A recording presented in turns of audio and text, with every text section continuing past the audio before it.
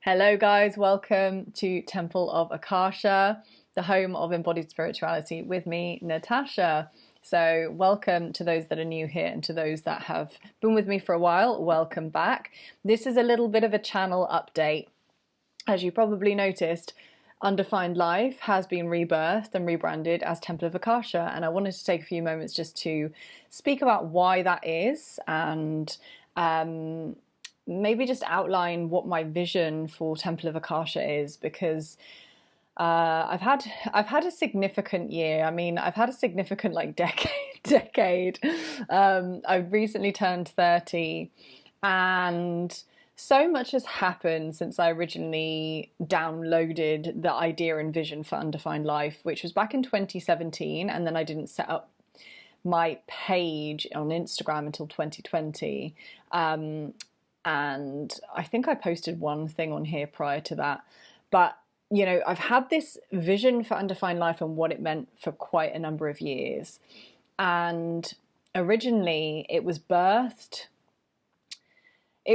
with the vision to just create a space where it was actually for myself and my partner. We were going to start a joint project at the time, where we were going to support young people and young adults to get to know themselves and to explore their options beyond kind of what is laid out before them by society, by their parents, by their educational system. So really trying to empower young people, young adults, to make soul-aligned choices at a young age, so that they don't find themselves, you know, in their 20s, 30s, 40s, 50s, in states of despair because they haven't been able to listen to their own hearts. So that was originally the vision for Undefined Life. And then we didn't go ahead with that project, but that vision remained in my heart really strongly. And then after I had my Kundalini awakening, which I will be speaking about soon on this channel, it was time for me to rejoin social media. I hadn't been on social media for a number of years. I rejoined with the intention to connect with other like-minded people, and also to begin to document what my spiritual journey had taught me. And so that was where Undefined Life was born from. It was born from that intention to live soul-led and to awaken, truly awaken from all the conditioning and programming that's been layered on top of the truth of who we are. That was the original vision for Undefined Life, and I absolutely hold like so much love for Undefined Life, because it was my like entry point into this work that I'm now doing, and it holds a really, really special place in my heart. However, I was a very different person back in 2017 and even in 2020 to the woman that I am now. I turned 30 recently. I have had just so many experiences, even in the last couple of days, weeks, months, years. This process of truly awakening and becoming is ever unfolding, and the frequency of Undefined Life was anchored in the version of me from really 2017, 2018, when I was really kind of in the depths of my dark night of the soul, in terms of I was going through a spiritual awakening. I was awakening to the matrix and the illusions and the distortions and the deviant agenda that is unfolding on the planet. I was going through so much, there was so much dissolution in my reality. And so Undefined Life was kind of my attempt at seeking, and me conveying this need to seek, to find something, to find life, to find meaning.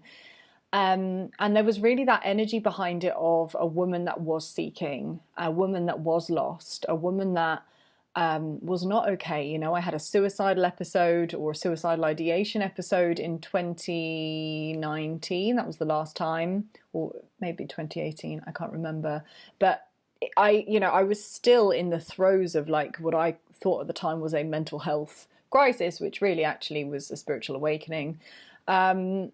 So I love Undefined Life, but it no longer resonates with my current state of embodiment, and it started to resonate with me less and less and less, especially over the last year. And Temple of Akasha was born out of a knowing and a more of an assuredness of my path. Undefined life was kind of this undefined space, this undefined version of me, this part of me that was kind of all scattered and unsure of herself still.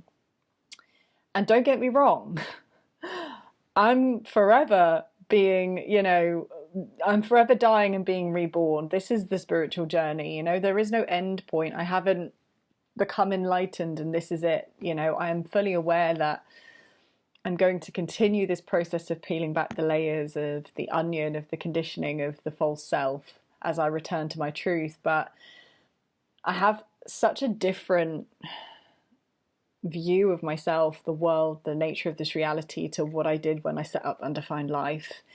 And that understanding is rooted in a deeper understanding of my mission. My mission as someone who is here to actively disrupt the matrix, to be a pattern interrupter for the collective and for individuals that I come into contact with.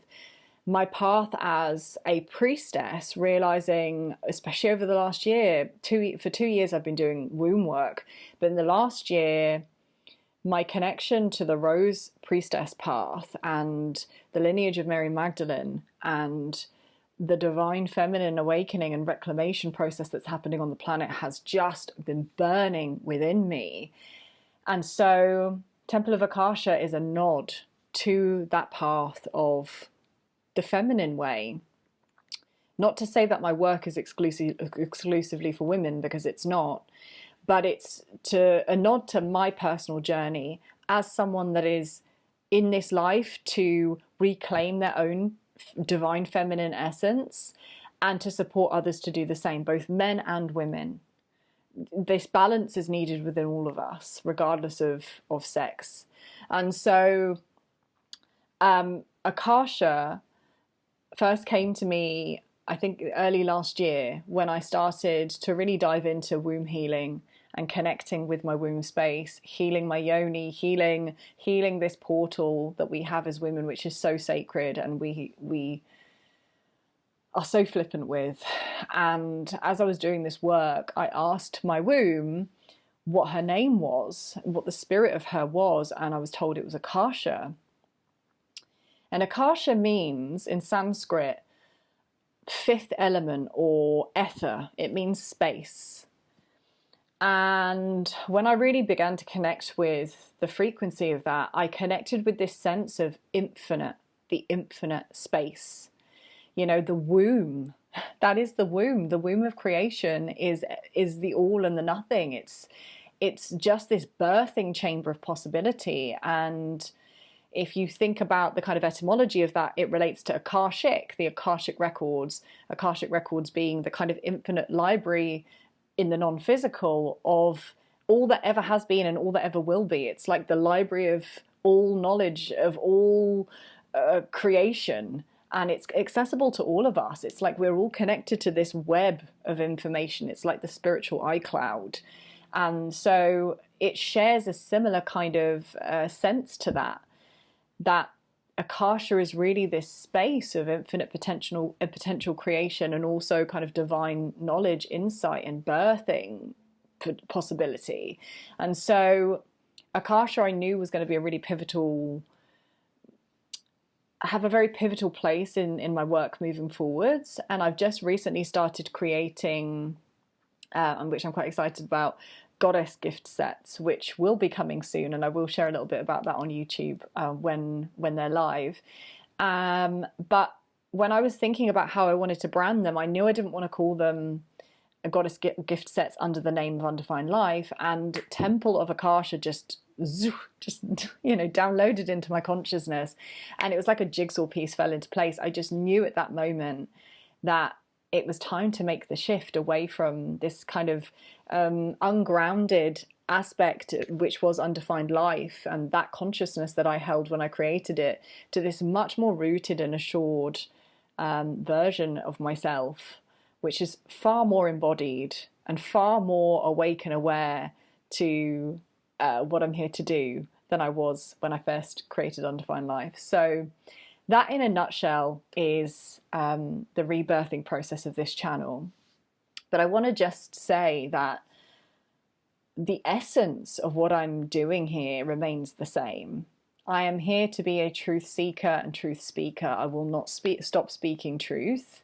I will not stop standing for the highest truth and good of all. Sometimes that will be uncomfortable truth that needs to be spoken. And I will also continue to always be a champion for soul-led, heart-led, God-led living. That is why I'm here. I'm here as a priestess. I'm here as a devotee of the divine. That is my path and purpose in this life. Beyond, religious constructs and confines. I don't prescribe to a religion. I'm talking about the God that I meet in my heart that is beyond religion or intellectual understanding or conception. The God that we all have access to, that doesn't need a gatekeeper. I am here to live a life of devotion to that force. And so for me, Temple of Akasha feels more sacred in that it's a real bowing down to that knowing and that mission. But it continues to be a space where we speak openly, we speak unapologetically. I'm not claiming to be an absolute authority on everything I speak about. I'm sharing what is true and real in my heart. And I always teach, as much as physically possible, I teach from a place of embodiment, which means that I teach and I share from direct experience as well as intellectual understanding. I'm someone that I cannot know something unless I know it in my body, unless I've sampled and digested the frequency of it. And so embodied spirituality really means merging the spiritual with the human. It means taking what we might refer to as 5D, the non-physical aspects of our being and our reality, and merging them, descending the soul, the non-physical, with conscious awareness into the physical. So I've mentioned this in another video, but a lot of spiritual paths will often try and transcend being human, right? Like, I'm human, but I want to transcend and move into the spiritual realms. And actually what I'm realizing is we're naturally spiritual beings. We're here to awaken to that truth and then firmly anchor that truth in a human experience, in being human. We're not here to escape being human. If we were here to escape, we wouldn't have come here in the first place. We're here to descend consciously into what it means to be fully alive as humans, fully embodied and expressed in our truth as humans, and to create a beautiful earth and humanity from that place. And so that's, for me, the meaning of embodied spirituality. To me, it merges perfectly the two things that I'm most passionate about, embodiment work and spirituality. And so hopefully that is a clear and kind of concise 1322, kind of concise encapsulation of my channel update moving forwards. I will be focusing a little bit more on divine feminine reclamation and empowerment. I'm also feeling guided to start sharing a lot more of my gifts. I did have a Kundalini awakening in 2019, and that opened up a whole host of gifts that I haven't maybe had the courage to share. And as I move into this new decade of my 30s, as I walk this path from maiden to mother, as I mature in lots of ways in my life, I'm being asked to step up and really show myself and really be all that I came here to be. And I've been paralyzed with fear for so many years with regards to sharing these more kooky, weird, wonderful aspects of what I am here to do. So channeling light language, being a channel, and the way, being an energy healer, an energy worker. but actually it's time. So I will also be sharing hopefully more of my transmissions here on Temple of Akasha, on the Temple of Akasha YouTube and Instagram. And all in all, I want this to be a place that people can come to just explore their own spirituality, their own awakening path.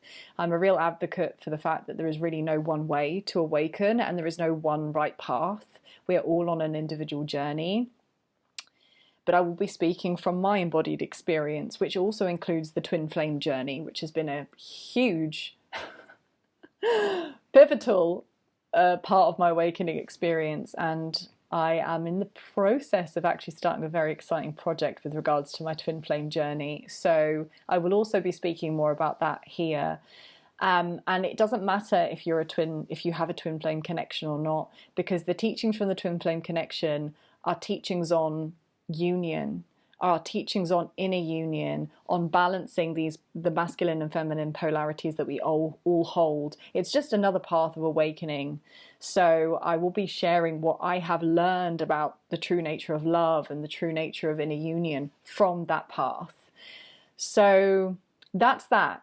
I look forward to sharing lots more with you soon. It's been an incredibly enlightening couple of weeks, months, years, and there's so much that wants to pour from me, and it's time to step up and share it. So I hope you're well. I hope this finds you well.